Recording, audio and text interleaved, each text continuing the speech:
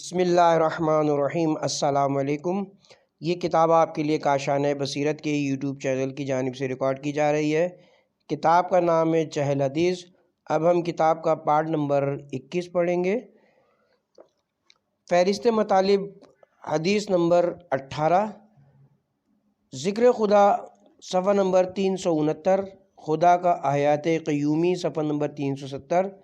ذکر خفی کی فضیلت صفحہ نمبر 371،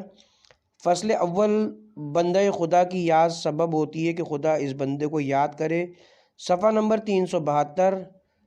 محبت فی اللہ کا مرتبہ کامل صفحہ نمبر 373، فصل دوم منزل تفکر و تذکر کا فرق اور خواجہ عبداللہ انصاری کا بیان صفحہ نمبر 374، تفکر و تذکر کے درمیان رابطہ اور دونوں کی فضیلت صفحہ نمبر 374، کاملین اور متوسطین و عامہ کے تذکر کے نتائج صفحہ نمبر 375، فصل سوم درمیان ذکر تام صفحہ نمبر 375، ذکر صفات قلب میں سے ہے صفحہ نمبر 375، نشاط وجود میں سریان ذکر صفحہ نمبر 376، ذکر و ذاکر کے سلسلے میں شاہ آبادی کا بیان صفحہ نمبر 376، قبولیت اعمال کا معیار صفحہ نمبر 377، فصل چہارم فضیلت ذکر میں احادیث صفحہ نمبر 377، 18ویں حدیث صفحہ نمبر 369، ابو حمزہ شمالی امام محمد باقر علیہ السلام سے نقل کرتے ہیں کہ حضرت باقر علیہ السلام نے فرمایا، غیر محرف توریت میں لکھا ہے، موسیٰ نے اپنے خدا سے سوال کرتے ہوئے کہا، معبود تو مجھ سے قریب ہے کہ تجھ سے مناجات آہستہ بات کروں یا دور سے، یا دور ہے کہ تجھ کو پکار کا کہوں؟ موسیٰ کی طرف وحی ہوئی، اے موسیٰ، جو میرا ذکر کرے میں اس کا ہم نشین ہوں۔ پھر موسیٰ نے پوچھا، جس دن تیرے علاوہ کسی کی پناہ نہ ہوگی، اس دن کون لوگ تیری پناہ میں ہوں گے؟ تو جواب آیا، جو لوگ مجھے یاد کرتے ہیں اور میں ان کو یاد کرتا ہوں، اور جو لوگ صرف میری خاطر محبت کرتے ہیں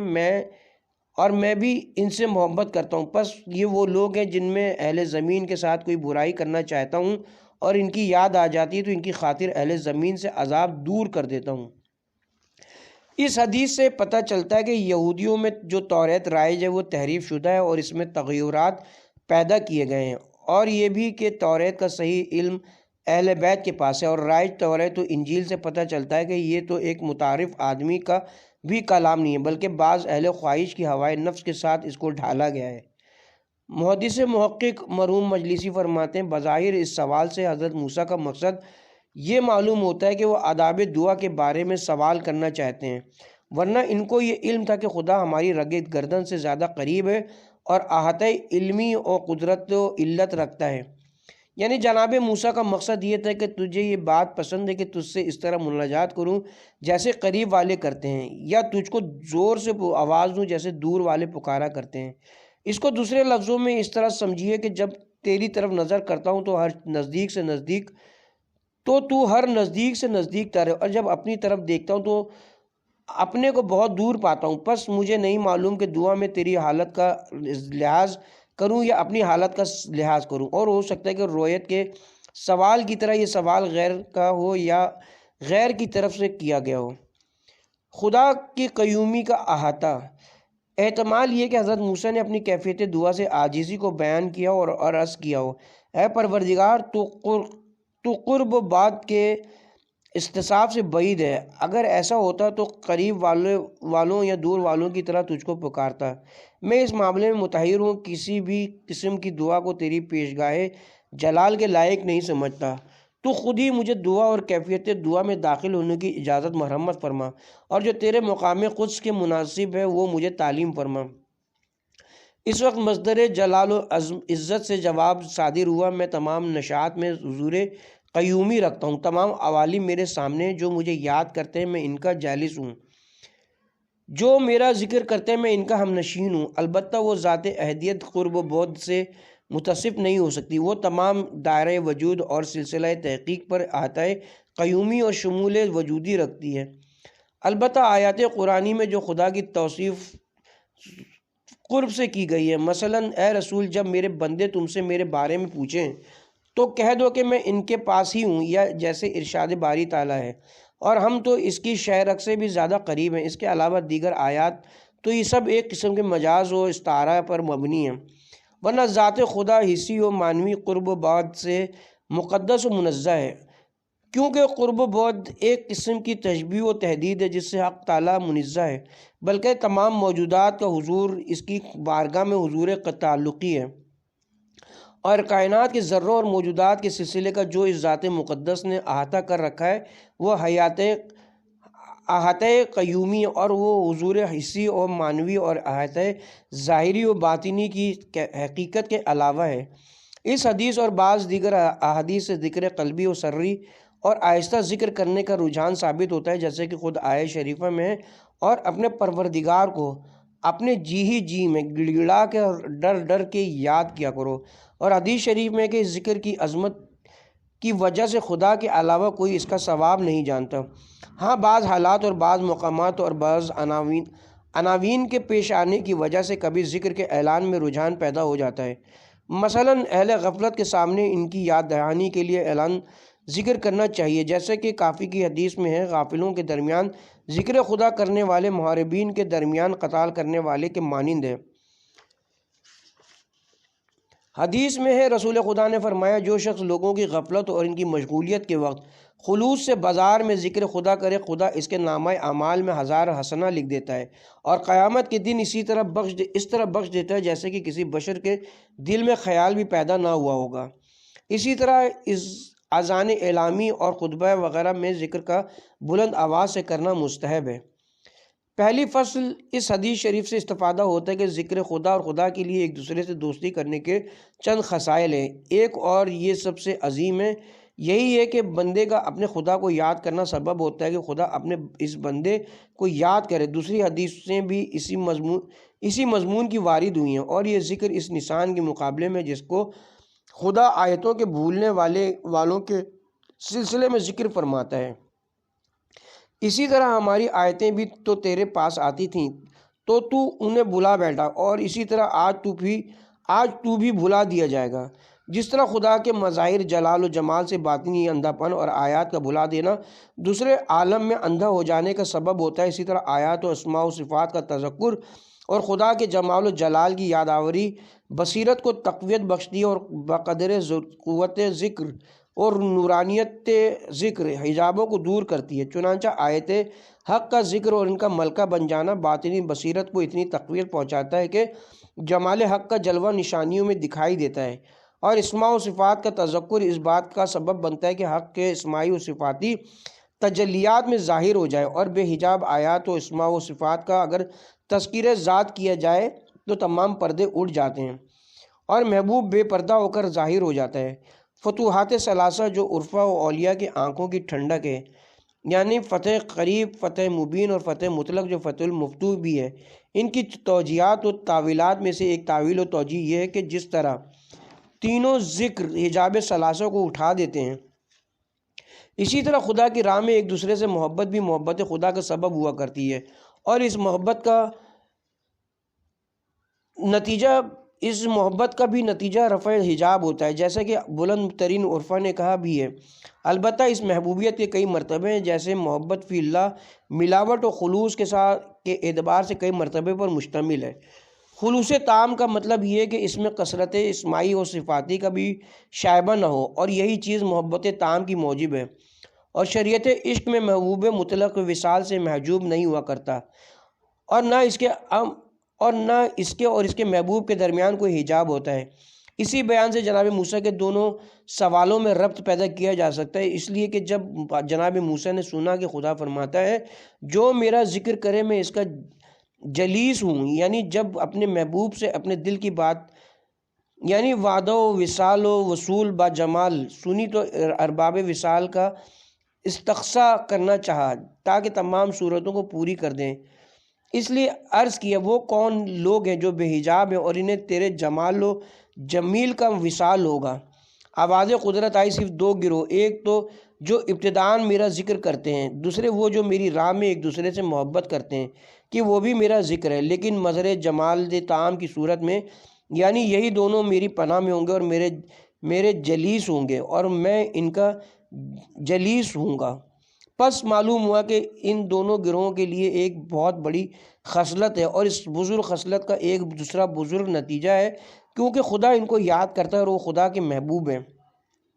اور اس کا نتیجہ یہ ہے کہ جس دن کسی کو پناہ نہ ہوگی وہ خدا کی پناہ میں ہوں گے، اور خلوت گاہ مطلق میں خدا ان کا جلیس ہوگا۔ دوسری خصلت یہ کہ ان کے احترام میں خدا اپنے بندوں سے عذاب اٹھا لے گا، یعنی جب تک وہ لوگ دنیا میں بندوں کے ساتھ ہیں اپنے بندوں پر عذاب و بلیات نہ اتارے گا۔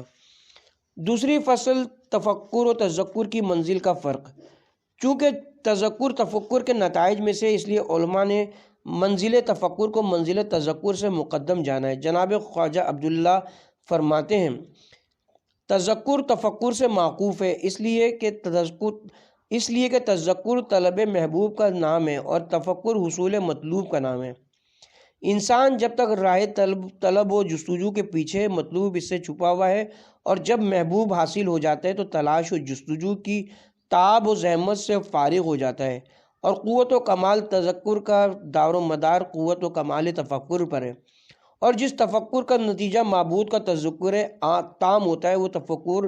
اعمال کے کسی ترازو میں نہیں تولا جا سکتا۔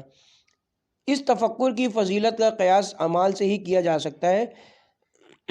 اس تفکر کی فضیلت کا قیاس اعمال سے کیا ہی نہیں جا سکتا، جیسا کہ روایت میں 1 سال اور 60 سال اور 70 سال کی عبادت ایک ساتھ کا تفکر بہتر ہے، اور اس کی وجہ بھی معلوم ہے، اس لیے کہ عبادات کا اہم ترین ثمرہ حصول معرف اور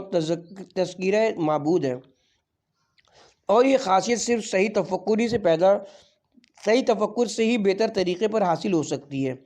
ہو سکتا ہے کہ ایک ساتھ کا تفکر انسان کے لیے ایسے معرف کے دروازے کھول دے جو 70 سال کی عبادت سے بھی نہ کھلتے ہوں، یا انسان کو محبوب کا ایسا تذکر کرا دے جو سالوں کی زحمتوں اور مشقتوں سے بھی اس مطلوب کو حاصل نہ ہو سکتا ہو۔ میرے عزیز، اس بات کو سمجھ لو کہ ذکر محبوب اور معبود کی یاد میں مشغول رہنے کے عام طبقات کے لیے بہت اچھے نتائج ہیں، اور رہے اولیاء و عرفاء کا ملن تو ان کی آرزوؤں کی آخری انتہائی یہ ہے، اسی کے زیر سایہ وہ اپنے محبوب کے وصال جمال تک پہنچتے ہیں۔ ان کے لیے تو یہی بہترین چیزیں، البتہ عوام و متوسط حضرات کے لیے یہ بہترین ظاہری و باطنی اخلاقی و عملی اصلاح کرنے والی چیزوں میں سے ہے۔ اگر انسان اپنے تمام حالات اور پیش آنے والے واقعات میں یاد خدا میں مشغول رہے اور اپنے کو ذات اقدس الہی کے سامنے حاضر سمجھے تو یقیناً بہت سے ایسے امور جو مرضی الہی کے خلاف ہیں ان سے اپنے آپ کو بچا سکتا ہے اور نفس کو اس کی سرکشی سے روک سکتا ہے۔ یہ ساری مصیبتیں اور گرفتاریاں نفس امارہ اور شیطان رجیم کے ہاتھوں اس لیے نصیب ہوتی ہیں کہ ہم یاد حق اور اس کے عذاب و عقاب سے غافل ہوتے ہیں۔ حق سے غفلت دل کی قدورتوں کو زیادہ کرتی ہے، نفس اور شیطان کو انسان پر غالب بنا دیتی ہے، مفاسد میں روز افزوں اضافہ کرتی ہے۔ اس کے برخلاف خدا کی یاد دل کو جلا دیتی ہے، قلب کو ثقیل کرتی ہے اور اس کو جلوہ گاہ محبوب بنا دیتی ہے، روح کی تصفیہ کرتی ہے، اس کو خالص کر دیتی ہے، نفس کے قید سے انسان کو آزاد کرا دیتی ہے۔ حب دنیا کو جو تمام غلطیوں کا منشا اور برائیوں کا سرچشمہ ہے، دل سے باہر نکال دیتی ہے، غم کو ایک بنا دیتی ہے اور دل کو صاحب منزل کے داخل ہونے کے لیے پاک و پاکیزہ بنا دیتی ہے۔ اس لیے اے عزیز، یاد محبوب اور اس کے ذکر کے سلسلے میں چاہے جتنی مشقتیں برداشت کرو وہ سب کم ہیں۔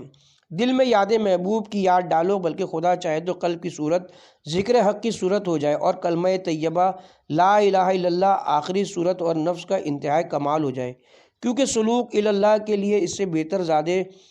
بہتر زاد اور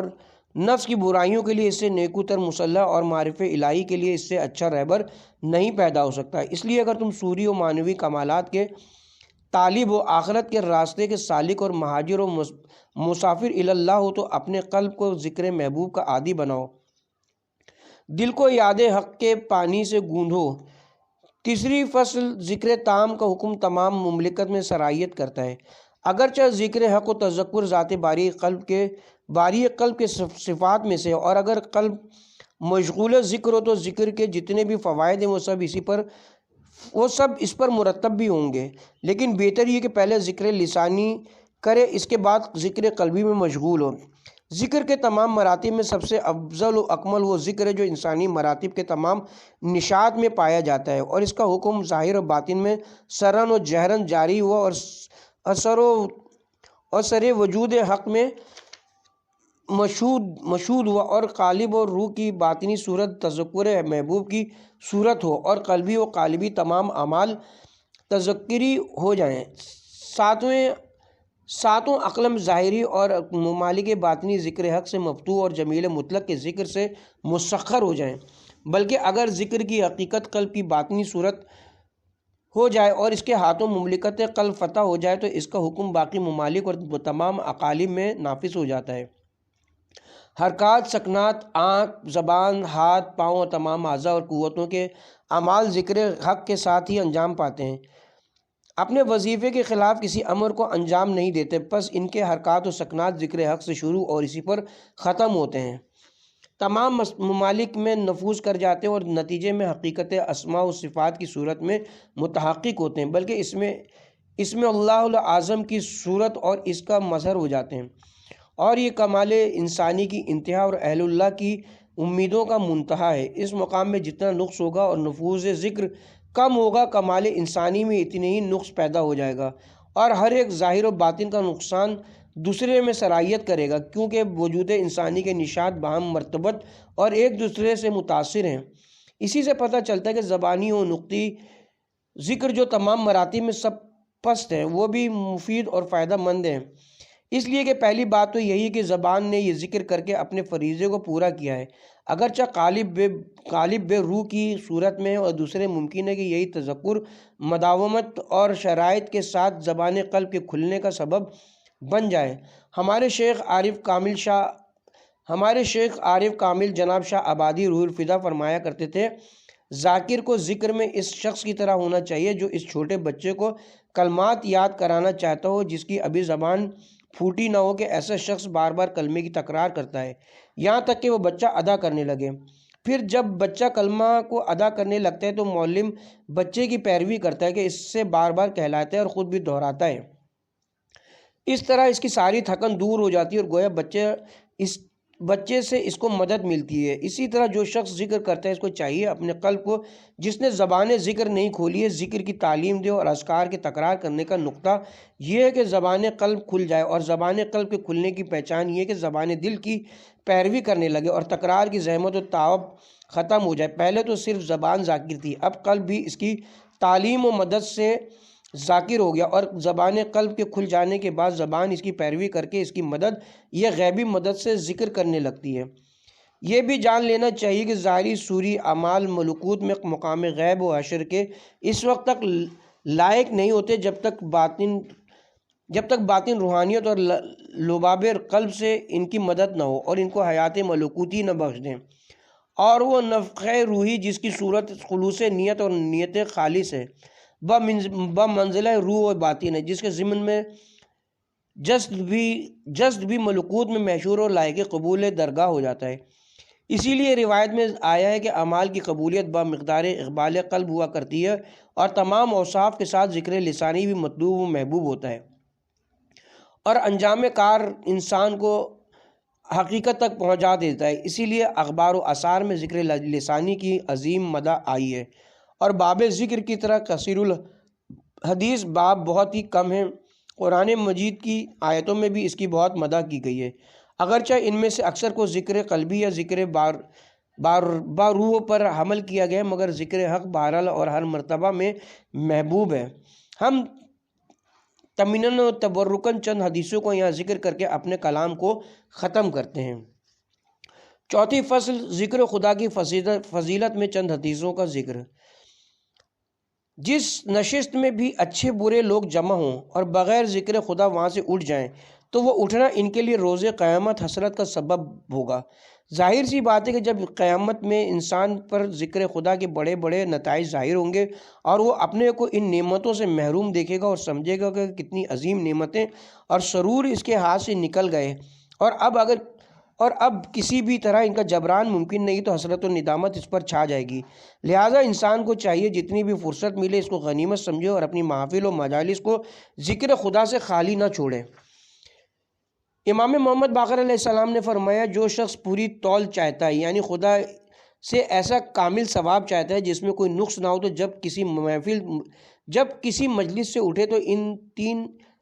تو ان آیتوں کی تلاوت کرتا ہوا اٹھے۔ امام جعفر صادق علیہ السلام سے منقول ہے کہ حضرت علی نے فرمایا جو شخص روز قیامت پورا ثواب لینا چاہتا ہے وہ ہر نماز کے بعد انہی آیات کی تلاوت کرے۔ امام جعفر صادق سے مرسلاً منقول ہے کہ مجلس سے اٹھتے وقت ان آیات کی تلاوت گناہوں کا کفارہ ہے۔ خداوند عالم نے حضرت عیسیٰ سے کہا اے عیسیٰ تم مجھے اپنے پاس یاد کرو میں تم کو اپنے ہاں یاد کروں گا، تم مجھ کو اپنے مجمع میں یاد کرو میں تم کو آدمیوں سے بہتر مجمع میں یاد کروں گا۔ اے عیسیٰ میرے لیے اپنے دل کو نرم کرو اور تنہائیوں میں بکثرت میرا ذکر کرو اور یہ جان لو کہ میری خوشی اسی میں کہ تم میرے لیے دم ہلاتے رہو اور حضور قلب کے ساتھ زندہ رہو، مردہ نہ بنو۔ امام جعفر صادق علیہ السلام نے فرمایا خداوند عالم کا ارشاد ہے اگر کوئی میرے ذکر کی وجہ سے مجھ سے سوال کرنے سے رہ جائے تو میں اس کو جو سوال کرنے والے کو دیتا ہوں اس سے افضل چیز عطا کروں گا۔ رسول خدا نے فرمایا تمہارے خدا کے نزدیک سب سے اچھا اور پاک اور تمہارے درجات کو سب سے زیادہ بلند کرنے والا اور جن چیزوں پر سورج چمکتا ہے ان میں سب سے بہتر ذکر خدا ہے، اس لیے کہ اس نے اپنے بارے میں خود بتایا ہے جو میرا ذکر کرے میں اس کا جلیس ہوں۔ ذکر کی فضیلت کی روایت اور اس کی کیفیت و آداب و شرائط اتنے زیادہ ہیں کہ اس کتاب کے حوصلے احصا سے باہر ہیں۔ والحمد للہ اولا و آخر و ظاہر و باطنا۔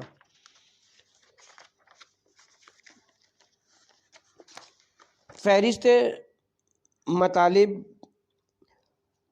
حدیث نمبر 19 غیبت صفحہ نمبر 383۔ فصل اول غیبت کی حقیقت اور اس کی تعریف صفحہ نمبر 385۔ غیبت کے سلسلے میں شہید ثانی کا بیان صفحہ نمبر 385۔ قولی اور غیر قولی غیبت کے بارے میں بحث اور اس سلسلے میں چند احادیث نبوی صفحہ نمبر 385۔ فصل دوم غیبت کا گناہ عظیم ہے اور اس کے نتائج صفحہ نمبر 388۔ غیبت کی ملکوتی صورت صفحہ نمبر 388۔ دنیا و آخرت میں غیبت کرنے والے کی رسوائی صفحہ نمبر 389۔ مومن کی ہتک آبرو ناموس الہی کی ہتک ہے صفحہ نمبر 389۔ غیبت ولایت حق سے خارج ہونے کا سبب اور ولایت شیطان میں داخل ہونے کا سب باعث ہے صفحہ نمبر 392۔ لوگوں کی حقوق کی ادائیگی بہت دشوار ہے صفحہ نمبر 393۔ غیبت کفر کا پہلا مرتبہ ہے صفحہ نمبر 395۔ فصل سوم غیبت کا اجتماعی ضرر صفحہ نمبر 395۔ جس کی غیبت کی گئی ہے اس کی رضامندی حاصل کرنا ضروری ہے اور اس کے لیے استغفار بھی ضروری ہے صفحہ نمبر 397۔ فصل چہارم غیبت کا علاج صفحہ نمبر 398۔ علمی علاج صفحہ نمبر 398۔ عملی علاج صفحہ نمبر 400۔ فصل پنجم جن مقامات پر غیبت جائز ہے وہاں بھی غیبت نہ کرنا اولا ہے صفحہ نمبر 400۔ فصل ششم غیبت سننا حرام ہے صفحہ نمبر 402۔ تتمیم غیبت کی پہلی ترین قسم کے بارے میں شہید ثانی کا کلام صفحہ نمبر 404۔ غیبت کے مختلف طریقے صفحہ نمبر 405۔ 19ویں حدیث صفحہ نمبر 383۔ سکونی کا بیان ہے حضرت امام صادق علیہ السلام نے فرمایا رسول خدا کا ارشاد ہے مسلمان کے دین میں غیبت مرض عقلہ سے زیادہ صریح ہے اور یہ بھی فرمایا کہ رسول خدا نے فرمایا ہے نماز کے انتظار میں مسجد میں بیٹھنا عبادت ہے جب تک حادث نہ کرے۔ پوچھا گیا اے رسول خدا کس چیز کا حادث نہ کرے؟ فرمایا غیبت کا۔ احادیث کا مطلب نجاست۔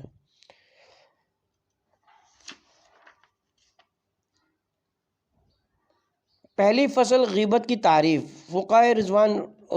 اللہ علیہم اجمعین نے غیبت کی بہت سی تعریفیں کی ہیں جن کا بیان اور ان میں سے ہر ایک کے جامع اور معنی ہونے میں مناقشہ کا بیان اس کتاب کے وظیفہ سے خارج ہے۔ ہاں اجمالاً بیان کیا جا سکتا ہے۔ محقق سعید شیخ شہید نے کشف الربیہ میں اس کی 2 تعریفیں بیان کی ہیں۔ نمبر 1 یہ معنی فقہ میں مشہور ہیں۔ پہلی تعریف کی بنا پر حاصل معنی یہ ہوں گے کہ غیبت کسی کی مذمت و انتقاص کی نیت سے اس کی غیر موجودگی میں اس کی طرف غیر خوش آئند ایسی چیز کو نسبت دینا جو عرف عام میں باعث نقص و توہین ہے، اور دوسری تعریف کا مقصد ہے ایسی ہی چیز پر مطلع کرنا اگر ذکر کو بامعنی قول تسلیم کیا جائے، جیسا کہ عرفاً یہی سمجھ میں آتا ہے، کیونکہ تنبیہ قول و کتابت و حکمت و دیگر تمام طریقے تفہیم سے عام ہے، تو پھر دوسری تعریف عام ہے اور پہلی تعریف خاص ہے۔ اور اگر ذکر کو قول سے عام مانا جائے جیسا کہ مطابقت لغت ہے، یہی بات ہے، تو پھر دونوں تعریفوں کی بازگشت ایک ہی چیز کی طرف ہے، اور احادیث کی دلالت بھی انہی دونوں تعریفوں پر ہے۔ مثلا مجلس شیخ میں ابو ذر رضوان اللہ علیہ جو وصیت حضرت رسول کی ابو الاسود سے منقول ہے، اس میں ہے، ابو ذر نے کہا، میں نے عرض کیا، اے خدا کے رسول، غیبت کیا ہے؟ فرمایا، تم اپنے برادر مومن کا ذکر ان چیزوں کے ساتھ کرو جو اسے ناپسند ہو۔ میں نے کہا، جو باتیں کہی جا رہی ہوں اگر اس کے اندر موجود ہوں تب؟ فرمایا، اگر موجود ہوں جبھی تو غیبت ہے، اور اگر وہ باتیں اس میں موجود نہ ہوں تو تہمت و بہتان ہے۔ مشہور حدیث رسول میں ہے، کیا تم جانتے ہو غیبت کیا ہے؟ سب نے کہا، خدا اور اس کا رسول زیادہ جانتے ہیں۔ فرمایا، اپنے بھائی کا اس طرح ذکر کرنا جو اسے ناپسند ہو۔ ذکر کے معنی اگر وہی لیے جائیں جو متفاہم عرفی ہے تو اس حدیث کی برگزشت معنی اول کی طرف ہوگی، اور اگر ذکر کو قول سے عام مانا جائے تو اس کی برگزشت دوسرے معنی کی طرف ہوگی۔ حضرت نے اس حدیث میں اپنے بھائی کے غائب ہونے کی شرط اس لیے نہیں لگائی کہ لفظ غیبت سے وہ بات خود ہی سمجھ میں آ جاتی ہے، اس کے ذکر کی ضرورت نہیں تھی، اور برادر سے مراد بھی معلوم ہے کہ برادر مومن ہے، نہ کہ نسبی برادر، اس لیے کہ اس کی بھی قید کا ذکر نہیں کیا گیا۔ اور مائکرا سے مراد وہ چیزیں ہیں جو عرفاً سبب نقصان سمجھی جاتی ہیں۔ البتہ قصد انتقاص و مذمت کا ذکر اگرچہ ابو ذر کی حدیث میں نہیں ہے اور نبوی مشہور میں بھی نہیں ہے، لیکن فوائد کلام سے سمجھ میں آ جاتا ہے، بلکہ ابو ذر کی روایت کا پہلا حصہ اس پر دلالت کرتا ہے، اس لیے اس کے ذکر کی ضرورت نہیں ہے، اس لیے کہ صدر روایت میں غیبت زنا سے زیادہ شدید ہے۔ میں نے عرض کیا، کیوں یا رسول اللہ؟ فرمایا، اس لیے کہ انسان جب زنا کرتا ہے اور صدقے دل سے توبہ کر لے تو خدا معاف کر دیتا ہے، لیکن غیبت کو خدا اس وقت تک معاف نہیں کرتا جب تک وہ شخص نہ معاف کر دے جس کی غیبت کی گئی ہے۔ اس کے بعد فرمایا، اور مومن کا گوشت کھانا خدا کی معصیتوں سے ایک معصیت ہے۔ ان دو جملوں سے پتہ چلتا ہے کہ قصد انتقاص مقصود ہے، ورنہ اگر تلفظاً اور ترمیماً کسی غیر کا ذکر ہو تو یہ معصیت نہیں کہ بخشش کی ضرورت ہو، اور نہ اس کا گوشت کھانا ہے۔ اور عائشہ کی روایت سے معلوم ہوتا ہے کہ غیبت ذکر قولی سے عام ہے، چنانچہ وہ کہتی ہیں، ہمارے پاس ایک عورت آئی، جب وہ واپس ہوئی تو میں نے اپنے ہاتھ کے اشارے سے کہا کہ یہ پستا قد ہے۔ اس پر رسول خدا نے فرمایا، تم نے اس کی غیبت کی، بلکہ عرف خود غیبت والی روایت سے تلفظ کی خصوصیت کو نہیں سمجھتا، بلکہ اس کو افہام نوعی کے اعتبار سے حرام سمجھتا ہے، یعنی تلفظ بس ذکر کے ساتھ جو اختصاص سمجھا جاتا ہے۔ اس کی وجہ یہ ہے کہ زیادہ تر غیبت قولاً ہوتی ہے، نہ کہ یہ قول کہ اس میں کوئی مدخلت حاصل ہے۔ اب ایک مطلب یہ رہ جاتا ہے کہ بہت سی روایات کے اطلاق سے معلوم ہوتا ہے کہ مومن کے راز کا ظاہر کرنا حرام ہے، یعنی مومنین کے جو عیوب مخفی ہوں، چاہے وہ خلقی ہوں یا خلقی یا عملی، یا ان کا اظہار و افشا، خواہ وہ شخص متصرف اس پر راضی ہو یا ناراض، اور خواہ قصد انتقاص ہو یا نہ ہو، بہرحال حرام ہے۔ لیکن تمام روایات کے دیکھنے سے معلوم ہوتا ہے کہ قصد انتقاص کو حرمت میں مدخلیت حاصل ہے، البتہ اگر نفس عمل ہی میں ان امور میں سے ہو جو جن کی اشاعت شرعاً حرام ہے، تو اس میں قصد انتقاص کو کوئی مدخلیت نہیں ہے، جیسے گناہ کبیرہ کو خود صاحب گناہ ان کا اظہار نہیں کر سکتا، اور من جملہ تمام برائی کی جانب اشارہ ہے، اور اس کا تعلق حرمت غیبت سے ہے، اور اس کا تعلق حرمت غیبت سے بھی نہیں ہے، اور بعید نہیں ہے کہ مومنین کی چھپی ہوئی چیزوں کو ان کی مرضی کے بغیر ظاہر کرنا حرام ہو، چاہے قصد انتقاص درکار نہ بھی ہو۔ بہرحال اس سے زیادہ تفصیل اس سلسلے میں ہمارے مقصد سے خارج ہے۔